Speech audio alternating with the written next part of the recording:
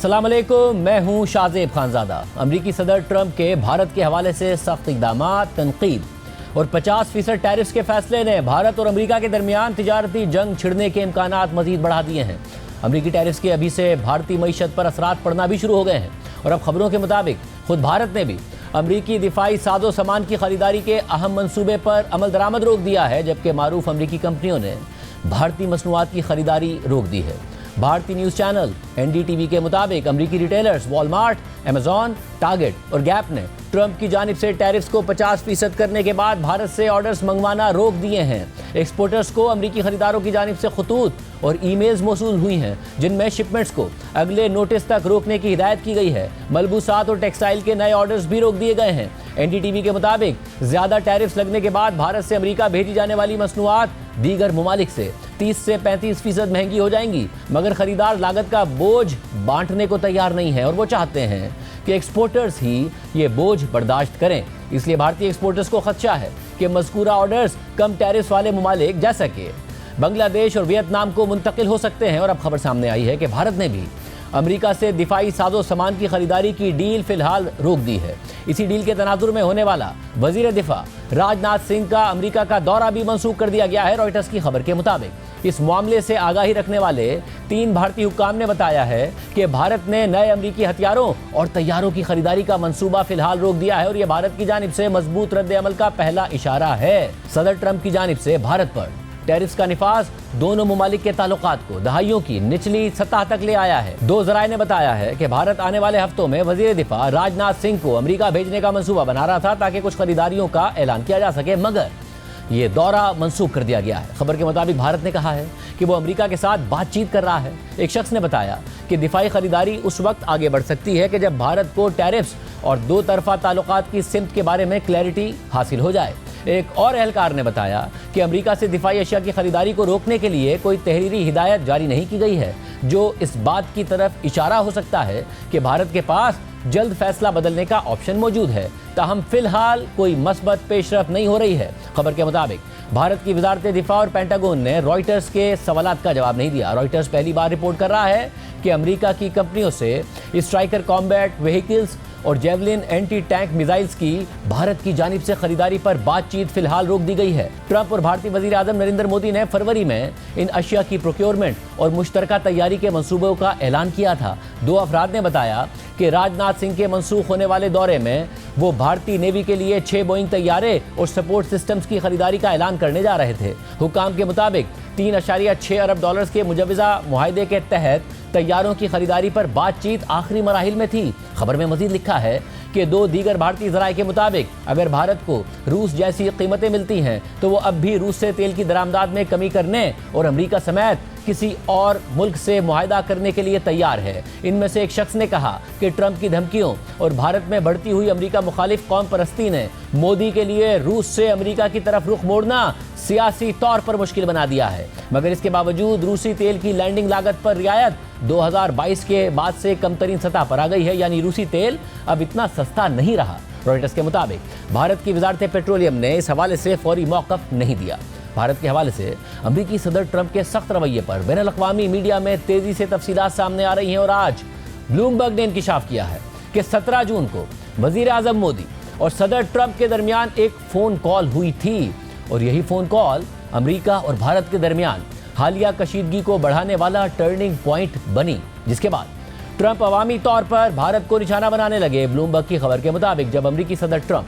मुसलसल ये बताते रहे कि उन्होंने एक एटमी जंग रुकवाई है, तो भारतीय सिफारतकारों ने खुलकर उनके बयान करदा वाक़यात की तरदीद करना शुरू कर दी और फिर यह कशीदगी 17 जून को ट्रंप और मोदी के दरमियान फ़ोन कॉल के दौरान अपने उरूज पर पहुंच गई। ये फ़ोन कॉल उस वक्त हुई थी जब सदर ट्रंप कनाडा में G7 के इजलास से जल्दी वापस चले गए थे और भारतीय वजीर आज़म मोदी से मुलाकात नहीं कर सके थे। ताहम इसके बाद फ़ोन कॉल पर होने वाली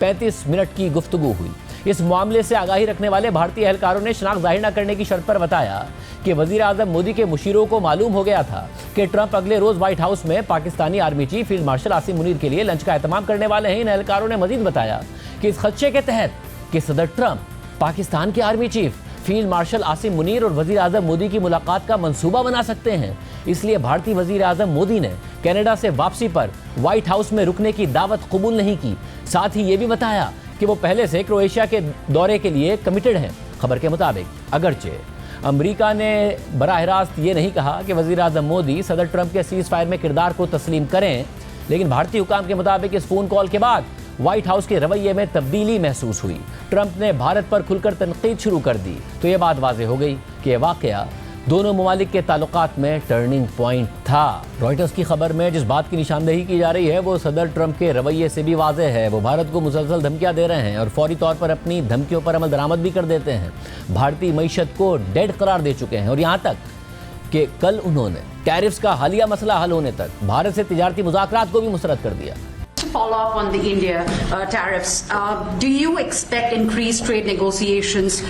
since you've announced the 50% tariff? No, not until we get it resolved. Trump के इस रवैये ने उनको अपना बेस्ट फ्रेंड कहने वाले वज़ीर आज़म मोदी को सबसे ज़्यादा नुकसान पहुंचाया है और आलमी मीडिया के तबसरों और तज्ज़ियाकारों के मुताबिक वज़ीर आज़म मोदी अपने 11 साला दौरे हुकूमत में सबसे मुश्किल दौर से गुजर रहे हैं और अब वो रद्द अमल के तौर पर अमेरिका और ट्रंप के मुखालफिन से करीब होने की कोशिश भी कर रहे हैं। इस हवाले से रॉयटर्स में शाया होने वाले कृष्णा दास के तज्ज़िये के मुताबिक भारतीय वज़ीर आज़म नरेंद्र मोदी अपनी वज़ारत उज़्मा के 11 बरसों के सबसे मुश्किल दौर से गुजर रहे हैं। रिवायती दुश्मन पाकिस्तान के साथ मुतनाज़े सीज़ फायर, उनकी उम्र पर दोबारा बढ़ती हुई तनकीद और सदर ट्रंप के साथ कुर्बत की बहुत ज़्यादा तशहीर के बावजूद अमेरिका के साथ सिफारती सर्दमहरी जैसे अनासिर मिलकर मोदी की क़यादत का ऐसा इम्तिहान ले रहे हैं जिसका उन्हें पहले कभी सामना नहीं करना पड़ा। तज़िये के मुताबिक इन रुकावटों से निमटने के साथ साथ मोदी को 2024 के आम इंतखाबात में वोट चोरी के अपोजिशन के इल्ज़ामात का भी जवाब देना है। ये चैलेंज उस वक्त शिद्दत इख्तियार कर रहे हैं जब बिहार, जो भारत की सबसे अहम सियासी रियासतों में से एक है, वहाँ एक मुश्किल इंतखाबी मुकाबला होने वाला है। रियासती असेंबली में शिकस्त मोदी की पार्लियामेंट में पोजीशन को मुतासिर नहीं करेगी, लेकिन ये मोदी की साख के लिए बड़ा धचका होगा जो वज़ारत उज़्मा पर एक दहाई से मजबूत गिरफ्त रखे हुए हैं। इसी हफ्ते ट्रंप इंतजामिया ने भारत से दरामदात पर कुल 50% टैरिफ लगाने का ऐलान कर दिया, जो दुनिया में किसी भी मुल्क पर लगने वाले सबसे ज़्यादा टैरिफ्स में से है और यूं दो तरफा ताल्लुकात को शदीद अदम इस्तेहकाम का शिकार कर दिया। हालांकि सिर्फ 6 माह पहले तक ट्रंप और मोदी एक दूसरे को गले लगा रहे थे और एक दूसरे को करीबी दोस्त बता रहे थे। भारतीय सियासी तज्ज़ियाकार आरती जैरत के मुताबिक भारत और अमेरिका के ताल्लुकात किसी हद तक ट्रंप और मोदी की शख्सियात के गिर्द घूमते हैं और अब जब ये ताल्लुकात ख़राब हो रहे हैं तो मोदी के पास कोई गुंजाइश नहीं है और उनमें इस हद तक मायूसी नज़र आ रही है कि ताकतवर लीडर कहलाने वाले मोदी अपनी उस ताकत का मुजाहरा नहीं कर सके जिसका वो दावा करते आए थे। तज्ज़ियाकारों का कहना है कि मोदी के बयानात से जाहिर होता है कि अमेरिका के साथ टैरिफ्स का तनाज़ा भारतीय रियासत बिहार के इंतखाबी मुहिम का मरकज़ी नुक्ता होगा, जो इम्कान है कि अगले माह शुरू हो जाएगी। वोट वाइब एजेंसी के हालिया सर्वे के मुताबिक मोदी का नेशनल डेमोक्रेटिक अलायंस बिहार में इक़्तिदार बरकरार रखने में मुश्किलात का सामना करेगा क्योंकि वहाँ रोज़गार की बहुत कमी है। तज्ज़िये के मुताबिक ट्रंप के खिलाफ रद्द-ए-अमल देने का एक और इशारा इस बात में भी नज़र आता है कि वज़ीर आज़म मोदी आने वाले हफ्तों में चीन के दौरे का मंसूबा बना रहे हैं और इम्कान है कि वो चीन के सदर के साथ साथ रूस के सदर पुतिन से भी मुलाकात करेंगे, जो ताल्लुकात में मुमकिना नई सफ बंदी की निशानदही करता है। इसके अलावा वज़ीर आज़म मोदी ने जुमेरात को ब्राज़ील के सदर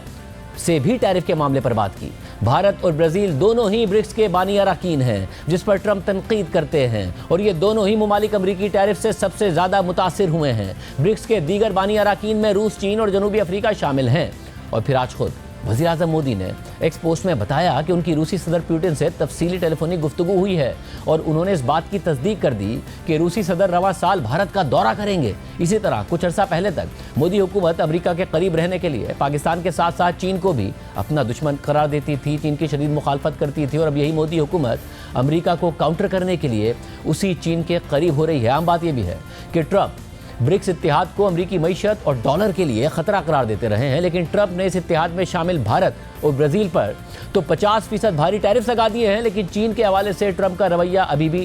नरम है। हालांकि चीन ब्रिक्स इत्तेहाद के अलावा भी अमेरिका का सबसे बड़ा हरीफ है। इस हवाले से ब्लूमबर्ग में शाया होने वाले आर्टिकल में लिखा है कि यह तासुर है कि चीन भारत से भी ज़्यादा रूसी तेल दरामद करने के बावजूद भारत जैसी तनकीद से बच रहा है, क्योंकि फ़िलहाल ٹرمپ اس حقیقت کو تسلیم کر رہے ہیں کہ چین کے پاس ایسے کارڈز موجود ہیں جو دوسروں کے پاس نہیں ہیں۔ ان میں سے ایک کارڈ ریئر ارتھ میگنٹس پر چین کی تقریباً اجارہ داری ہے، اور ایسے پرزے ہیں جو الیکٹرانکس سے لے کر فوجی ساز و سامان تک ہر چیز کے لیے لازمی ہوتے ہیں۔ اور اب جب چین نے امریکہ کو شپمنٹس دوبارہ شروع کر دی ہیں تو یہ برآمدات جون میں 353 ٹن تک پہنچ گئیں، جو مئی میں صرف 46 ٹن رہ گئی تھی، اور امریکہ کا کہنا ہے کہ یہ اب بھی صرف آدھی ہے، اور یہ سپلائی کا لیوریج چینی صدر شی کو منور کرنے کے لیے بہت زیادہ گنجائش فراہم کرتا ہے۔ چین کے پاس بھارت اور دیگر ممالک کے مقابلے میں امریکی ٹیرف سے بچنے یا بلیک میل نہ ہونے کے لیے اہم کارڈز موجود ہیں، اس لیے چین امریکی ٹیرفز کی دھمکیوں پر اپنی پوزیشن پر قائم نظر آتا ہے۔ بلومبرگ کی رپورٹ کے مطابق امریکہ کی جانب سے بھارت پر روسی تیل خریدنے پر ٹیرف عائد کرنے کے بعد امریکہ کی چین پر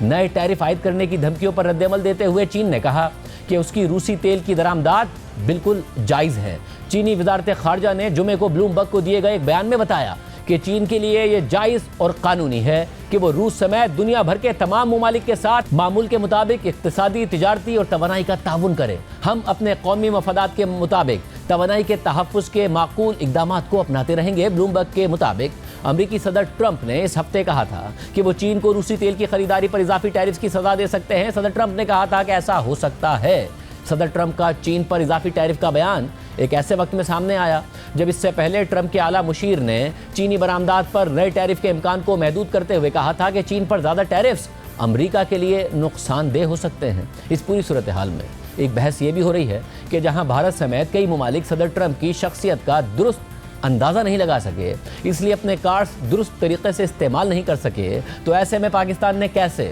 ٹرمپ انتظامیہ سے اپنے تجارتی حریفوں سے بہتر معاہدہ کر لیا؟ اس حوالے سے بلومبرگ کے لیے فصیح منگی کے تجزیے کے مطابق پاکستان جو دنیا میں تنہا نظر آ رہا تھا، اس نے بظاہر امریکی صدر ٹرمپ کے ساتھ اپنے کارڈز کو درست انداز میں استعمال کیا ہے۔ سوئٹزرلینڈ، برازیل یا اپنے روایتی حریف بھارت کے برعکس پاکستان ان چند ممالک میں شامل ہے جنہوں نے زیادہ مسائل کے بغیر امریکہ کے ساتھ تجارتی معاہدہ کیا۔ پاکستان اور ٹرمپ انتظامیہ کے درمیان پہلے باضابطہ رابطے اس وقت سامنے آئے جب رواں سال بھارت اور پاکستان جنگ کے قریب پہنچ گئے تھے اور دونوں طرف سے ایک دوسرے کے خلاف میزائل اور ڈرون حملے کیے گئے تھے۔ تجزیے کے مطابق صدر ٹرمپ نے سیز فائر کا اعلان کیا جسے پاکستان نے خوش دلی سے قبول کیا، لیکن بھارت نے ٹرمپ کے اس دعوے کی تردید کر دی کہ انہوں نے یہ صلح کرائی ہے، جس کے بعد بھارت کے امریکہ سے تعلقات تیزی کے ساتھ بگڑ گئے۔ ایسے میں پاکستان کے پاس کچھ ایسے وسائل ہیں جن کی وجہ سے ٹرمپ کی دلچسپی بڑھ گئی۔ تجزیے کے مطابق پاکستان کے پاس دنیا کے سب سے بڑے غیر دریافت شدہ سونے اور تانبے کے ذخائر میں سے کچھ موجود ہیں، جس سے یہ قیاس آرائیاں شروع ہو گئیں کہ امریکہ پاکستان سے بھی یوکرین کی طرح کا معدنیات کا معاہدہ مانگ سکتا ہے، اور ٹرمپ نے پاکستان کے وسیع تیل کے ذخائر کو ترقی دینے کے لیے پاکستان کے ساتھ کام کرنے پر پوسٹ بھی کر دی۔ پھر بات آتی ہے کرپٹو کرنسی کی۔ ٹرمپ کی حمایت یافتہ ورلڈ لبرٹی فائنینشیل کے نمائندے اس وقت اسلام آباد پہنچے جب پاک بھارت کشیدگی عروج پر تھی، اور انہوں نے پاکستان کے ساتھ ڈیجیٹل کرنسی کے شعبے میں کام کرنے کا معاہدہ کر لیا۔ یہ سب کچھ پاکستان کے سب سے طاقتور شخص آرمی چیف عاصم منیر کے لیے وائٹ ہاؤس میں لنچ کی ایک سرپرائز میٹنگ پر اختتام پذیر ہوا، جس کے فوراً بعد پاکستانی حکومت نے اعلان کر دیا کہ وہ ٹرمپ کو نوبیل امن انعام کے لیے نامزد کرے گی۔ یہ امریکہ سے پاکستان کے حالیہ تعلقات میں ایک بڑی تبدیلی ہے، کیونکہ بائیڈن انتظامیہ کے ساتھ پاکستان کے بمشکل ہی کوئی اعلیٰ سطح کے رابطے تھے۔ اس کے برعکس امریکہ نے ایک طویل عرصے سے بھارت کو چین کے خلاف اہم اتحادی کے طور پر پیش کیا ہے۔ دوسری جانب بھارت میں الیکشن کی چوری کے حوالے سے ایک بڑا اسکینڈل سامنے آ گیا ہے، اور یہ اسکینڈل کوئی اور نہیں بلکہ خود بھارتی اپوزیشن جماعت کانگریس کے رہنما راہل گاندھی سامنے لائے ہیں۔ پاکستان میں تو الیکشن پر دھاندلی کے الزامات لگتے ہی رہے ہیں، مگر بھارت میں اب یہ اسکینڈل بھی مودی حکومت اور الیکشن کمیشن کے لیے درد سر بن رہا ہے۔ بھارت کے الیکشنز میں الیکٹرانک ووٹنگ مشینز استعمال ہوتی ہیں، اور وہ بھی اس تنازع کی ایک بڑی وجہ بن کر سامنے آئی ہیں۔ راہل گاندھی نے الیکشن میں دھاندلی کے 5 طریقے بے نقاب کرتے ہوئے الیکشن کمیشن کی غیر جانبداری پر سوال اٹھا دیا ہے، اور اسے بی جے پی کا حمایتی قرار دیتے ہوئے ملک سے بغاوت کا مجرم قرار دے دیا ہے۔ راہل گاندھی نے گزشتہ روز ایک نیوز کانفرنس میں دھاندلی کے 5 طریقوں پر تفصیلی بریفنگ دی، اور پھر آج ایک ویڈیو میں ان طریقوں کو ایک بار پھر تفصیل سے بیان کیا، جس میں جعلی ایڈریس، ایک ہی شخص کا مختلف جگہوں پر ووٹ ڈالنا، ووٹر لسٹوں میں تصویریں نہ ہونا یا بہت چھوٹی تصویر ہونا، اور بزرگ افراد کا پہلی بار ووٹر بن کر ووٹ ڈالنا اور مودی کا ووٹر بننا شامل ہے۔ راہل گاندھی نے یہ بھی بتایا کہ کیسے انہیں دھاندلی کے حوالے سے شک ہوا، پھر کیسے انہوں نے یہ 5 طریقے پکڑے۔ اس کے بعد راہل گاندھی نے دھاندلی اور ووٹ چوری کے 5 طریقوں کو تفصیل سے بیان کیا۔ راہل گاندھی نے بھارتی الیکشن کمیشن کو مخاطب کر کے کہا کہ یہ ملک کے خلاف بغاوت ہے، ٹائم آئے گا ہم آپ کو پکڑیں گے، آپ بچنے والے نہیں ہوں۔ بھارت میں راہل گاندھی کے ان انکشافات کے بعد سیاسی طوفان برپا ہو گیا ہے، مگر بی جے پی اور گودی میڈیا اس معاملے کو دبانے کی کوشش کر رہے ہیں، جبکہ بھارتی الیکشن کمیشن نے الٹا راہل گاندھی سے یہ مطالبہ کر دیا ہے کہ وہ اپنے ان الزامات سے متعلق حلفیہ بیان دیں، جس پر راہل گاندھی کی بہن اور کانگریس کی رہنما پرینکا گاندھی نے کہا ہے کہ اگر الیکشن کمیشن سے نادانستہ غلطی بھی ہوئی ہے تو تحقیقات کیوں نہیں کر رہے ہیں، حلفیہ بیان کیوں مانگ رہے ہیں؟ اگر آپ ٹیچر کے پاس نقل ہونے کی شکایت لے کر جائیں تو کیا ٹیچر آپ کو ہی تھپڑ مارے گا؟ ایفیڈیوٹ کیوں چاہ رہے ہیں؟ تو اتنا بڑا خلاصہ کیا ہے، اگر یہ سب ہے، مان لو اگر ان انٹینشنل غلطی ہے تو آپ اس کو انویسٹیگیٹ کریے۔ آپ ووٹر لسٹ دے کیوں نہیں رہے ہیں؟ آپ انویسٹیگیٹ کر کیوں نہیں رہے ہیں؟ اس کے بجائے آپ کہہ رہے ہیں کہ ایفیڈیوٹ سائن کر کے دو۔ اس سے بڑا اوتھ کیا ہے جو ہم صدن میں لیتے ہیں؟ ودھان سبھا کا چناؤ اور اس میں 1 لاکھ آپ نے فرضی ووٹ ڈال دیے، تو جہاں جو جیتے آپ کہیں گے وہی جیتے گا۔ جس طرح سے بی جے پی اور باقی ان کے نیتاؤں کا اور جواب آ رہے ہیں اس سے اسپشٹ ہے بھئی، اگر کوئی کہہ رہا ہے کہ گڑبڑ ہے کسی بھی چیز میں، آپ ٹیچر کے پاس جاؤ بولو میم چیٹنگ ہو رہی ہے، تو ٹیچر کیا کہے گی؟ تھپڑ مارے گی تمہیں، کہ بولے گی کہ میں چیٹنگ چیک کرتی ہوں کہ کیا ہو رہا ہے؟ ان کو گالی دے رہے ہیں اور کہتے ہیں کہ ایفیڈیوٹ سائن کرو۔ یہ کیا بات ہے؟ اگر آپ خود نہیں کر رہے ہو تو اس کو انویسٹیگیٹ کرو۔ راہل گاندھی نے یہ الزامات لگائے اور پھر بھارتی میڈیا ہاؤس انڈیا ٹوڈے کے مطابق انہوں نے گراؤنڈ چیک کیا ہے، جس کے مطابق بنگلور میں 10 اسکوائر فٹ کے ایک گھر میں 80 ووٹرز رجسٹرڈ پائے گئے۔ یہ الزامات نریندر مودی کے لیے مسئلہ بن رہے ہیں۔ پروگرام میں ایک بریک شامل کرتے ہیں، خطے میں ایک بہت اہم ڈیولپمنٹ ہوئی ہے، اس کی تفصیلات آپ کے سامنے رکھیں گے ایک بریک کے بعد۔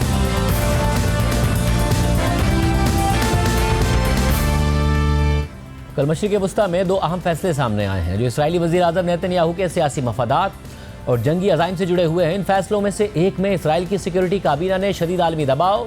خود اسرائیلی فوج کے خدشات اور سخت عوامی مخالفت کے باوجود غزہ میں جنگ کو مزید پھیلانے اور پٹی پر مکمل قبضے کا منصوبہ منظور کر لیا ہے، تو دوسرے فیصلے میں لبنانی حکومت نے اسرائیل کے سب سے بڑے اتحادی امریکہ کے دباؤ پر خطے میں اسرائیل کے سب سے بڑے مخالفین میں سے ایک ایرانی حمایت یافتہ حزب اللہ کو غیر مسلح کرنے کا منصوبہ منظور کر لیا ہے۔ اس وقت لبنان میں حزب اللہ کے ساتھ وہ کچھ ہو رہا ہے جس کا کچھ عرصہ پہلے تک تصور بھی نہیں کیا جا سکتا تھا، کیونکہ حزب اللہ خطے میں ایرانی پراکسیز میں سب سے اہم اور مقیم رہی ہے۔ الجزیرہ کے مطابق لبنانی کابینہ نے حزب اللہ کو غیر مسلح کرنے کے لیے امریکی منصوبے کے مقاصد کی منظوری دے دی ہے۔ لبنان کے وزیر اعظم نواب سلام نے جمعرات کو اجلاس کے بعد کہا کہ کابینہ نے امریکی تجویز کے ان نکات کی منظوری دے دی ہے جن کا مقصد یہ یقینی بنانا ہے کہ ہتھیار رکھنے کا اختیار صرف ریاست کے پاس ہوگا، جبکہ اس سے پہلے لبنان کے وزیر اطلاعات نے کہا تھا کہ کابینہ نے سال کے آخر تک حزب اللہ کو غیر مسلح کرنے اور ملک میں اسرائیلی فوجی کارروائیاں ختم کرنے کے امریکی منصوبے کے نکات کی توثیق کر دی ہے، لیکن مخصوص ٹائم لائن پر بات نہیں کی گئی۔ رپورٹ کے مطابق حزب اللہ کی سیاسی کونسل کے ڈپٹی چیف محمود قماتی نے لبنانی حکومت کے فیصلے کو ذلت کی جانب مارچ کرنے اور اسرائیل اور امریکہ کے سامنے ہتھیار ڈالنے کے مترادف قرار دیتے ہوئے کہا کہ دنیا میں کوئی ریاست یا حکومت ایسی نہیں ہے جو اپنی ہی سرزمین پر مزاحمت کا مقابلہ کرے، جبکہ دشمن اب بھی زمین پر قابض ہو اور روزانہ لبنان کے خلاف جارحیت کر رہا ہو۔ انہوں نے مزید کہا کہ حزب اللہ اقوام متحدہ کے چارٹر کے تحت اسرائیل کے خلاف مزاحمت کا اپنا حق استعمال کرتی رہے گی، جو انفرادی یا اجتماعی دفاع کے فطری حق کو تسلیم کرتا ہے۔ واضح رہے کہ یہ فیصلہ اس اعلان کے 2 دن بعد ہوا ہے جس میں لبنانی کابینہ کے وزراء نے کہا تھا کہ وہ اس سال کے آخر تک لبنان میں ہتھیار رکھنے کو صرف 6 سرکاری فورسز تک محدود کرنے کا منصوبہ بنا رہے ہیں۔ اس فیصلے پر حزب اللہ کے پارلیمانی بلاک نے حکومت پر الزام لگا دیا تھا کہ وہ امریکی مطالبات تسلیم کرنے کی راہ پر چل نکلی ہے جو اسرائیل کے مفاد میں ہیں۔ 3 لبنانی سیاسی ذرائع نے رائٹرز کو بتایا کہ کل حزب اللہ کے وزراء اور ان کے شیعہ اتحادی امریکی منصوبے پر بحث کے دوران احتجاجاً کابینہ اجلاس سے واک آؤٹ کر گئے تھے۔ الجزیرہ کے مطابق اس سے پہلے بدھ کو ایک تحریری بیان میں حزب اللہ نے کہا تھا کہ لبنانی حکومت کا یہ اقدام امریکی احکامات کا نتیجہ ہے اور اس فیصلے کو وہ ایسے ہی سمجھے گی کہ جیسے اس فیصلے کا وجود ہی نہیں ہے۔ بیان میں مزید کہا گیا تھا کہ لبنانی وزیر اعظم نواب سلام کی حکومت نے اسرائیل کے خلاف مزاحمت میں لبنان کو ہتھیاروں سے محروم کرنے کا فیصلہ کر کے ایک سنگین گناہ کیا ہے۔ یہ فیصلہ مکمل طور پر اسرائیل کے مفاد میں ہے۔ لبنانی حکومت کی جانب سے حزب اللہ کو غیر مسلح کرنے کا یہ فیصلہ امریکہ کے سخت دباؤ کے بعد سامنے آیا ہے۔ منگل کو لبنانی کابینہ کے اجلاس سے پہلے امریکہ نے لبنانی حکومت کو ایک تفصیلی پروپوزل دیا تھا جس میں حزب اللہ کو غیر مسلح کرنے سمیت دیگر نکات شامل تھے۔ 4 مرحلوں پر مشتمل اس امریکی پروپوزل کی تفصیلات بھی سامنے آ گئی ہیں۔ اس حوالے سے رائٹرز کی رپورٹ کے مطابق امریکہ نے لبنانی حکومت کو ایک پروپوزل دیا ہے کہ جس کے مطابق حزب اللہ کو اس سال کے آخر تک غیر مسلح کر دیا جائے گا اور اس کے بدلے میں اسرائیل لبنان میں اپنی فوجی کارروائیاں ختم کر دے گا اور جنوبی لبنان میں 5 مقامات سے اپنی فوج واپس بلا لے گا۔ یہ منصوبہ امریکی صدر ٹرمپ کے خصوصی نمائندے ٹام براک نے پیش کیا اور اس پر جمعرات کو لبنانی کابینہ کے اجلاس میں بات کی گئی۔ اس منصوبے میں حزب اللہ کو غیر مسلح کرنے کے لیے اب تک کے سب سے تفصیلی اقدامات شامل ہیں۔ ایران کی حمایت یافتہ حزب اللہ نے پچھلے سال اسرائیل کے ساتھ تباہ کن جنگ کے بعد غیر مسلح ہونے کے مطالبات کو مسترد کر دیا تھا۔ امریکی پروپوزل کے بنیادی نکات میں حزب اللہ سمیت لبنان میں تمام غیر ریاستی مسلح گروہوں کی موجودگی کو مرحلہ وار ختم کرنا، لبنانی فوج کو اہم سرحدی اور اندرونی علاقوں میں تعینات کرنا، اسرائیل کا 5 مقامات سے انخلاء یقینی بنانا، قیدیوں کے مسائل کو مذاکرات کے ذریعے حل کرنا اور لبنان کی اسرائیل اور شام کے ساتھ سرحدوں کو مستقل طور پر متعین کرنا شامل ہے۔ رپورٹ میں مزید لکھا ہے کہ اس امریکی پروپوزل کا مقصد لبنان اور اسرائیل کے درمیان نومبر 2024 میں طے پانے والے جنگ بندی معاہدے کو مزید بڑھانا اور مستحکم کرنا ہے، جبکہ امریکی پروپوزل میں مزید کہا گیا ہے کہ اس منصوبے کی فوری ضرورت اس بات سے ظاہر ہوتی ہے کہ موجودہ جنگ بندی کی اسرائیلی خلاف ورزیوں کے بارے میں شکایات میں اضافہ ہو رہا ہے جو اس نازک صورتحال کو ختم کر سکتا ہے۔ رپورٹ کے مطابق منصوبے کے پہلے مرحلے میں لبنانی حکومت کو 15 دن کے اندر ایک حکم نامہ جاری کرنا ہوگا جس میں 31 دسمبر 2025 تک حزب اللہ کو مکمل طور پر غیر مسلح کرنے کی یقین دہانی شامل ہوگی۔ اس مرحلے پر اسرائیل کو بھی لبنان میں زمینی، فضائی اور سمندری فوجی کارروائیاں بند کرنا ہوں گی۔ اسی طرح منصوبے کے دوسرے مرحلے میں لبنان کو 60 دن کے اندر غیر مسلح کرنے کا منصوبہ نافذ کرنے کا عمل شروع کرنا ہوگا اور لبنانی حکومت کو لبنانی فوج کی تعیناتی کے ایک تفصیلی منصوبے کی منظوری دینی ہوگی تاکہ تمام اسلحہ ریاست کے اختیار میں لانے کے منصوبے کو سہارا دیا جا سکے۔ اس منصوبے میں غیر مسلح کرنے کے اہداف واضح کیے جائیں گے۔ دوسرے مرحلے کے دوران ہی اسرائیل جنوبی لبنان میں اپنے زیر قبضہ علاقوں سے انخلاء شروع کر دے گا اور اسرائیل میں قید لبنانی قیدیوں کو انٹرنیشنل ریڈ کراس کے ذریعے رہا کر دیا جائے گا۔ پھر تیسرے مرحلے میں 90 دن کے اندر اسرائیلی فوج 5 میں سے آخری 2 علاقوں سے بھی نکل جائے گی اور لبنان میں ملبہ ہٹانے اور بنیادی انفراسٹرکچر کی بحالی کے لیے فنڈنگ فراہم کی جائے گی تاکہ تعمیر نو کی تیاری کی جا سکے۔ چوتھے مرحلے میں 120 دن کے اندر حزب اللہ کے باقی ماندہ بھاری ہتھیار جن میں میزائل اور ڈرون شامل ہیں انہیں بھی ختم کر دیا جائے گا، جبکہ اسی مرحلے میں امریکہ، سعودی عرب، فرانس، قطر اور دیگر دوست ممالک ایک معاشی کانفرنس منعقد کریں گے تاکہ لبنانی معیشت کی مدد اور اس کی تعمیر نو کی جا سکے اور امریکی صدر ٹرمپ کے اس ویژن پر عمل درآمد ہو سکے کہ جس کے تحت لبنان کو دوبارہ ایک خوشحال اور قابل ملک بنایا جا سکے۔ واضح رہے کہ یہ سب کچھ ایسے وقت میں ہو رہا ہے کہ جب خدشات بڑھ رہے ہیں کہ اسرائیل لبنان پر اپنے حملے تیز کر سکتا ہے، حالانکہ وہ پہلے ہی حزب اللہ کے ساتھ گزشتہ سال نومبر میں طے پانے والی جنگ بندی کی روزانہ کی بنیاد پر خلاف ورزی کر رہا ہے۔ لبنانی حکومت کا یہ ایک ایسا فیصلہ ہے جو 2 سال پہلے سوچا بھی نہیں جا سکتا تھا، کیونکہ چند سال پہلے تک حزب اللہ کو مشرق وسطی میں ایران کی حمایت یافتہ سب سے طاقتور عسکری تنظیموں میں شمار کیا جاتا تھا۔ اسے نہ صرف لبنان میں سیاسی اثر و رسوخ حاصل تھا بلکہ اس کی عسکری طاقت بھی پورے خطے میں محسوس کی جاتی تھی اور اسرائیل اسے ہمیشہ سے ہی اپنی سلامتی کے لیے ایک بڑا خطرہ قرار دیتا تھا۔ مگر اکتوبر 2023 میں حماس کی جانب سے اسرائیل پر بڑے حملے کے بعد اسرائیل نے جہاں غزہ میں بھرپور فوجی کارروائیوں کا آغاز کر دیا، وہیں اس نے خطے میں موجود دیگر مسلح گروہوں اور ایران کے حمایت یافتہ اتحادیوں کو بھی نشانہ بنانا شروع کر دیا۔ ان کارروائیوں کے دوران اسرائیل نے صرف غزہ تک محدود رہنے کے بجائے شام، عراق، یمن اور خصوصاً لبنان میں موجود ایرانی حمایت یافتہ گروہوں کو نشانہ بنایا۔ ان حملوں میں سب سے شدید اور تباہ کن حملے گزشتہ سال ستمبر میں لبنان میں حزب اللہ کے خلاف کیے گئے۔ اسرائیل نے پہلے خفیہ آپریشن کے ذریعے حزب اللہ کا مواصلاتی نیٹ ورک اور انفراسٹرکچر تباہ کر دیا اور حزب اللہ کے زیر استعمال پیجرز اور واکی ٹاکیز میں دھماکے کیے، جس سے حزب اللہ کو شدید دھچکا لگا۔ اس کے بعد اسرائیل نے حزب اللہ کے سینئر کمانڈرز کو ٹارگٹ کیا اور تقریباً 4 دہائیوں تک حزب اللہ کے سربراہ رہنے والے حسن نصر اللہ سمیت گروپ کی تقریباً تمام اعلیٰ قیادت کو مار ڈالا۔ اس کے بعد اسرائیلی فورسز نے لبنان کے اندر اپنی فوج داخل کر دی اور حزب اللہ کے خلاف بڑے پیمانے پر زمینی کارروائیاں شروع کر دی، جن میں اسرائیلی فوج نے حزب اللہ کے جنگجوؤں سمیت ہزاروں افراد کو قتل کر دیا، جبکہ لاکھوں لبنانی ان حملوں کی وجہ سے بے گھر ہو گئے۔ مگر پھر نومبر 2024 میں امریکہ اور فرانس کی ثالثی میں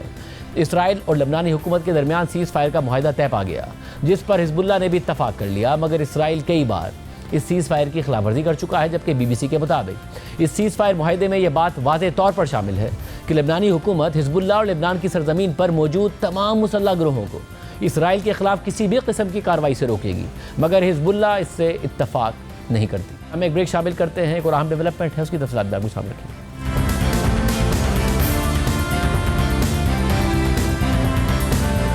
اسرائیل کی سیکیورٹی کابینہ نے غزہ سٹی پر قبضہ کرنے کا متنازع منصوبہ منظور کر لیا ہے، جس سے تقریباً 10 لاکھ فلسطینی بے گھر ہو جائیں گے۔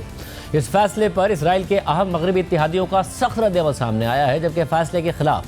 اسرائیل میں احتجاجی مظاہرے بھی ہو رہے ہیں۔ کل رات کو اسرائیل کی سیکیورٹی کابینہ کے اجلاس کے بعد اسرائیلی وزیر اعظم کے ایکس اکاؤنٹ پر جاری بیان میں کہا گیا ہے کہ اسرائیل کی سیکیورٹی کابینہ نے وزیر اعظم نیتن یاہو کی حماس کو شکست دینے کی تجویز کی منظوری دے دی ہے۔ اس تجویز کے تحت اسرائیلی فوج غزہ سٹی پر کنٹرول حاصل کرنے کی تیاری کرے گی، جبکہ لڑائی کے علاقوں سے باہر عام شہریوں کو انسانی امداد فراہم کی جائے گی۔ بیان میں مزید کہا گیا ہے کہ سیکیورٹی کابینہ نے اکثریتی ووٹ سے جنگ کے خاتمے کے لیے 5 اصول منظور کیے ہیں، جن میں تمام یرغمالیوں کی واپسی سمیت حماس کو غیر مسلح کرنا، غزہ پٹی کو فوجی طاقت سے خالی کرانا، غزہ پٹی میں اسرائیلی سیکیورٹی فورسز کا کنٹرول اور وہاں حماس اور فلسطینی اتھارٹی کے بغیر ایک متبادل سول انتظامیہ کا قیام شامل ہے۔ بیان کے مطابق اسرائیل کی سیکیورٹی کابینہ کی اکثریت کا خیال تھا کہ کابینہ میں پیش کیا گیا متبادل منصوبہ نہ تو حماس کو شکست دے سکے گا اور نہ ہی یرغمالیوں کی واپسی ممکن بنا سکے گا۔ اس ساری صورتحال میں رائٹرز کے مطابق اسرائیلی کابینہ کے فیصلے کے بعد غزہ کی سرحد پر بڑی تعداد میں اسرائیلی فوج کے ٹینکس بھی پہنچ گئے ہیں۔ واضح رہے کہ اسرائیلی حکومت نے تاحال اس منصوبے کی تفصیلات نہیں بتائی ہیں، تاہم کل اس اجلاس سے پہلے اسرائیلی میڈیا میں اس حوالے سے کچھ چیزیں سامنے آئی تھیں، جن کے مطابق غزہ پر مکمل قبضے کا یہ مرحلہ وار منصوبہ تقریباً 5 ماہ میں مکمل ہوگا اور اس سے تقریباً 10 لاکھ فلسطینی بے گھر ہو جائیں گے، جو کہ غزہ کی کل آبادی کا آدھا حصہ ہے۔ کل ہونے والے اس کابینہ اجلاس سے پہلے اسرائیلی وزیر اعظم نیتن یاہو نے امریکی چینل فاکس نیوز سے بات کرتے ہوئے کہا تھا کہ وہ غزہ پر قبضہ کر کے اسے عرب فورسز کے حوالے کر دیں گے، جو وہاں حماس کے بغیر ایک سویلین حکومت قائم کریں گے۔ اسرائیلی میڈیا کے مطابق اسرائیلی فوج کے سربراہ کو اس منصوبے پر تحفظات ہیں، جس کی وجہ سے وہ شروع سے ہی اس کی مخالفت کر رہے ہیں، جبکہ فیصلے کے خلاف اسرائیل بھر میں عوام سڑکوں پر نکل آئی اور غزہ میں موجود 50 یرغمالیوں میں سے بعض کے اہل خانہ نے متعدد احتجاجی مظاہرے کیے اور حکومت سے مطالبہ کیا کہ اس منصوبے کو ترک کر دیا جائے، کیونکہ اس کی وجہ سے نہ صرف غزہ میں جاری یہ جنگ مزید طویل ہو جائے گی، بلکہ اس سے یرغمالیوں کی جان کو بھی خطرہ ہے۔ اور جس وقت اسرائیلی کابینہ کا اجلاس جاری تھا، اس وقت اسرائیلی مظاہرین کی ایک بڑی تعداد نے وزیر اعظم نیتن یاہو کے دفتر کے باہر خود کو زنجیروں سے باندھ کر احتجاج بھی کیا تھا۔ حماس نے اسرائیل کے اس فیصلے پر خبردار کرتے ہوئے کہا ہے کہ اس فیصلے کا مطلب غزہ میں قید یرغمالیوں کو قتل ہے، جبکہ سعودی عرب، چین اور ترکی سمیت اسرائیل کے اہم مغربی اتحادیوں نے اسرائیلی حکومت کے اس فیصلے کی سخت مذمت کی ہے۔ الجزیرہ کے مطابق برطانیہ کے وزیر اعظم کیئر سٹارمر نے غزہ میں اسرائیلی فوجی کارروائیوں کو بڑھانے کے فیصلے پر کہا ہے کہ اسرائیلی حکومت کا غزہ میں جارحانہ کارروائی کو مزید تیز کرنے کا فیصلہ غلط ہے اور ہم فوری طور پر اس پر نظر ثانی کی اپیل کرتے ہیں۔ کیئر سٹارمر نے مزید کہا کہ یہ اقدام نہ تو اس تنازع کو ختم کرنے میں مدد دے گا اور نہ ہی یرغمالیوں کی رہائی کو ممکن بنائے گا، اس سے صرف مزید خون خرابہ ہوگا۔ اسی طرح جرمن چانسلر فریڈرک مرز نے کہا ہے کہ جرمنی اس فیصلے پر تا حکم ثانی اسرائیل کو ایسا کوئی فوجی ساز و سامان برآمد کرنے کی اجازت نہیں دے گا جو غزہ میں استعمال ہو سکتا ہو۔ جرمن چانسلر نے مزید کہا کہ غزہ میں اسرائیلی کابینہ کی جانب سے منظور کی گئی مزید سخت فوجی کارروائی سے جرمن حکومت کے لیے یہ سمجھنا مشکل ہوتا جا رہا ہے کہ یہ اہداف کیسے حاصل ہوں گے۔ اس کے علاوہ Netherlands, Finland, Australia, Belgium, Spain اور یورپی یونین نے بھی اسرائیل کے اس فیصلے کی سخت مذمت کی ہے، جبکہ وزیر اعظم شہباز شریف نے اسرائیل کے اس فیصلے پر رد عمل دیتے ہوئے اپنے ایک پوسٹ میں لکھا ہے کہ ہم اسرائیلی کابینہ کی جانب سے غزہ سٹی پر غیر قانونی اور ناجائز قبضے کے منصوبے کی منظوری کی سخت مذمت کرتے ہیں۔ یہ اقدام فلسطینی عوام کے خلاف پہلے سے جاری تباہ کن جنگ میں ایک خطرناک اضافہ ہے۔ فوجی کارروائیوں کی یہ توسیع موجودہ انسانی بحران کو مزید سنگین بنا دے گی اور خطے میں امن کے کسی بھی امکان کو ختم کر دے گی۔ ہمیں اس سانحے کی بنیادی وجہ کو نظر انداز نہیں کرنا چاہیے، جو کہ فلسطینی سرزمین پر اسرائیل کا طویل اور غیر قانونی قبضہ ہے، اور جب تک یہ قبضہ جاری رہے گا امن قائم نہیں ہو سکتا۔ شہباز شریف کی پوسٹ میں مزید لکھا ہے کہ پاکستان فلسطینی عوام کے جائز حقوق بشمول ان کے حق خود ارادیت اور ایک آزاد و خود مختار فلسطینی ریاست کے قیام کے لیے اپنی غیر متزلزل حمایت کا اعادہ کرتا ہے، جس کا دارالحکومت القدس شریف ہو، جیسا کہ متعلقہ اقوام متحدہ اور OIC قراردادوں میں بیان کیا گیا ہے۔ وزیر اعظم شہباز شریف نے مزید لکھا ہے کہ ہم بین الاقوامی برادری سے مطالبہ کرتے ہیں کہ وہ فوری طور پر مداخلت کرے، اسرائیل کی بلا جواز جارحیت کو روکے، بے گناہ شہریوں کے تحفظ کو یقینی بنائے اور غزہ کے عوام تک نہایت ضروری انسانی امداد کی فراہمی کو ممکن بنائے۔ واضح ہے کہ اسرائیل پہلے سے ہی غزہ کے 3/4 سے زائد حصے پر قابض ہے اور اب وہ بچے ہوئے حصے کو بھی قبضے میں لینے کی تیاریاں کر رہا ہے، اور تقریباً 2 سال سے جاری اس جنگ میں اسرائیلی فورسز نے غزہ کو مکمل طور پر ملبے کے ڈھیر میں تبدیل کر دیا ہے۔ برطانوی چینل ITV نیوز میں گزشتہ ہفتے غزہ میں ایئر ڈراپس کے دوران غزہ کے فضائی مناظر دکھائے تھے، جو ITV نیوز کی انٹرنیشنل ایڈیٹر ایما مرفی نے اس طیارے سے فلمائے تھے جو غزہ میں امدادی سامان گرا رہا تھا۔ ان مناظر میں دیکھا جا سکتا ہے کہ اسرائیل نے غزہ کے بڑے حصے کو ملبے کے ڈھیر میں تبدیل کر دیا ہے۔ Building by building, Gaza is being erased. عمارت در عمارت غزہ کو مٹایا جا رہا ہے۔ ٹوٹے ہوئے ڈھانچوں جیسے شہر جو جنگ کی نظر ہو چکے ہوں، زندگی اور زندوں کے قبرستان، وہ گلیاں، گھر اور کافی ہاؤسز جو کبھی آباد تھے اب مٹی میں دفن ہو چکے ہیں۔ اس جگہ کی روح اور یہاں رہنے والوں کی روحیں ملبے اور مٹی میں دفن ہو چکی ہیں۔ Dust. Israel bans foreign. اسرائیل نے غیر ملکی صحافیوں کے غزہ میں داخلے پر پابندی لگا رکھی ہے۔ 15,000 فٹ کی بلندی سے نیچے جھانکنا ہی ایک واحد ذریعہ ہے کہ جس سے ہم اپنی آنکھوں سے دیکھ سکیں کہ یہاں اسرائیل کے جنگ نے کیا باقی چھوڑا ہے۔ جب ہم پچھلے ہفتے امداد گرانے والی ایک پرواز میں تھے تو ہمیں بتایا گیا کہ اسرائیل نہیں چاہتا کہ ان فضائی مناظر کو فلمایا جائے یا نشر کیا جائے۔ یہ امداد ان لوگوں کے لیے گرائی جا رہی ہے جو اس جہنم میں زندہ رہنے کی کوشش کر رہے ہیں۔ This was Gaza before the bombs started falling. یہ غزہ تھا اس وقت کا جب یہاں بم نہیں گر رہے تھے، ایک جیتا جاگتا شہر جہاں لوگ نارمل زندگی بسر کرتے تھے۔ اب اس نارمل زندگی کا کوئی نشان باقی نہیں۔ This is the new normality for the یہ اب اس خاندان اور دوسرے خاندانوں کی نئی نارمل زندگی ہے۔ ادے اور محمد دونوں کو شدید غذائی قلت کے ساتھ ساتھ ایک اعصابی بیماری بھی لاحق ہے۔ انہیں مخصوص دودھ اور دوا کی ضرورت ہے جن کے بغیر ان کی زندگیاں آہستہ آہستہ بجھ رہی ہیں۔ This child Uday. یہ بچہ ادے 4 سال کا ہے اور اس کا وزن صرف 4 کلو سے کچھ زیادہ ہے، جبکہ محمد 3 سال کا ہے اور اس کا وزن صرف 5 کلو ہے۔ میں دنیا سے اپیل کرتی ہوں کہ میرے بچوں کے علاج میں مدد کرے یا کم سے کم انہیں دودھ اور ڈائپرز ہی مل جائیں۔ This is one of the explosions which destroyed Gaza. یہ ان دھماکوں میں سے ایک دھماکہ ہے جس نے غزہ کو تباہ کر دیا۔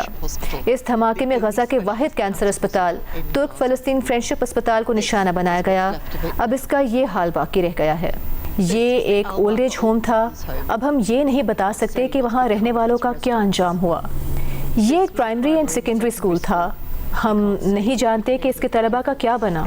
باقی جو ملبہ ہے وہ زیادہ تر لوگوں کے گھر تھے، ہم نہیں جانتے کہ یہاں رہنے والے بچ گئے یا وہ بھی غزہ میں مرنے والے 60,000 افراد میں شامل ہیں۔ بین الاقوامی قانون کے مطابق اسکولوں، اسپتالوں اور دیگر شہری عمارات کو نشانہ بنانا جنگی جرم ہے۔ جو لوگ فلسطینیوں اور غزہ کو زندہ رکھنے کی کوشش کر رہے ہیں اب وہ خود بھی بے بسی کی حالت میں ہیں۔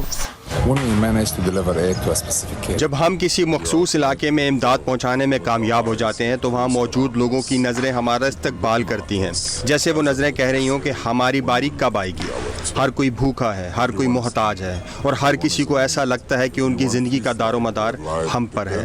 تباہی کا یہ منظر کسی اور دنیا کا لگتا ہے، مگر حقیقت میں یہ سب اسی دنیا میں ہو رہا ہے، اور جو کچھ یہاں ہو رہا ہے وہ شاید انسانیت کی تاریخ کے ایک تاریک ترین دور کی پہچان بن جائے گا۔ ایسا دور جو نسل در نسل انسانیت کے ماتھے پر ایک داغ کے طور پر باقی رہے گا۔ آج کے پروگرام میں اتنا ہے، اجازت دیجیے، اللہ حافظ۔